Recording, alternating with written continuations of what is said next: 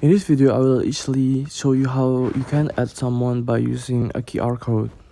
First, you just have to, from home, you can click on your profile page.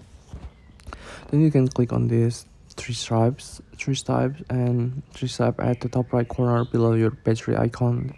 Click that, and then there will be this setting called QR code below the archive at the 1 2 3 4 5 QR code. You can click on this QR code, and this will be the QR code that you can use to scan and view your Instagram page very easily. Here you can change the color, you can also change everything up. You can also use emoji, and you can also use selfie, whatever you want. And with this, you can also scan other people's QR code.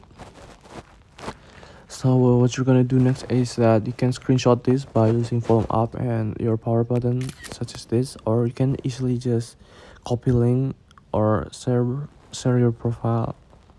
You can also save the image. If you don't want to screenshot it, you can easily save it to image. You can send it directly to messages or wherever you want. You can also print this if you want. And this is how you can add someone by using a QR code. Thank you for watching this video. See you on the next one.